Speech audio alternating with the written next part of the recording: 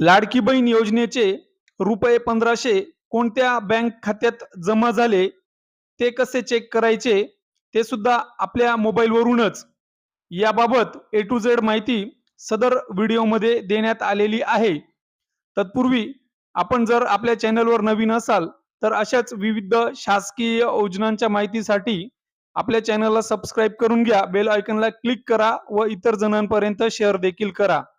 बऱ्याच भगिनींची ई-केवायसी झाल्यानंतर लाडकी बहीण योजनेच्या अगोदर ज्या बँक खात्यात 1500 येत होते ती बँक चेंज होऊन दुसऱ्या खात्यामध्ये रुपये 1500 हे जमा व्हायला सुरुवात झालेली आहे. त्यामुळे आपला जे पैसे आहेत ते नेमके कोणत्या खात्यात येतात यासाठी आपल्याला UDAI या आधारच्या वेबसाईटला क्लिक करायचं आहे. त्यानंतर आपल्याला पुढचं टॅब म्हणजे आधार सर्व्हिसेस याच्यावर क्लिक करायचं आहे. आधार सर्व्हिसेसला जसंही आपण क्लिक कराल त्यानंतर तुम्हाला ज्या आधारच्या विविध सेवा आहेत त्या दिसायला लागतील. यामध्ये आधार लिंकिंग स्टेटस यात दाखवलेले आहे की view your account and your bank account linking status. Aadhaar linking status is NPCI service. तर बघा यामध्ये बँक सीडिंग स्टेटस दिसत आहे, याच्यावर आपल्याला क्लिक करायचं.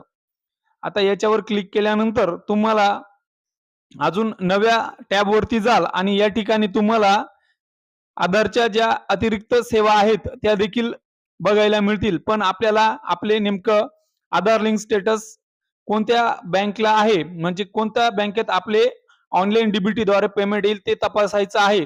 तर यासाठी आपल्याला थोडं खाली स्क्रोल करायचं आहे आणि खाली स्क्रोल केल्यानंतर तुम्हाला इथं उजव्या कोपऱ्यामध्ये दिसते की बँक सीडिंग स्टेटस आणि खाली एक ॲरो दिसतो आहे. यावर आपल्याला क्लिक करायचं.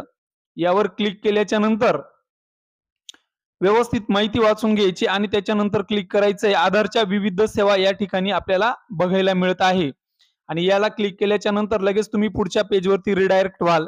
या ठिकाणी आपल्याला ज्या भगिनीचे किंवा ज्या व्यक्तीचे ऑनलाईन डीबीटी साठी कोणते खाते आहे म्हणजे रुपये 1500 किंवा PM किसानचे पैसे कोणत्या खात्यावरती येतात हे चेक करण्यासाठी या ठिकाणी आधार क्रमांक टाकायचा.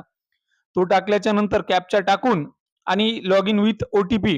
आता बघा या ठिकाणी तुम्ही तुमचा आधार नंबर टाकून कॅप्चा व्यवस्थित फिल केल्यानंतर तुम्हाला OTP सबमिट केल्यानंतर लगेचच पुढच्या पेजवर रिडायरेक्ट व्हाल आणि त्यानंतर आधार सर्व्हिसेस वरती पुन्हा जाऊन बँक सीडिंग वरती क्लिक केल्यानंतर तुम्हाला या ठिकाणी कोणत्या खात्यात पैसे येतात ते तुम्हाला बघायला मिळतील. अगदी सोपी 5 मिनिटाची प्रोसेस आहे. तुम्ही स्वतःच्या मोबाईलवरून चेक करू शकतात आणि कुठेही फेऱ्या मारायची देखील आपणास गरज पडणार नाही.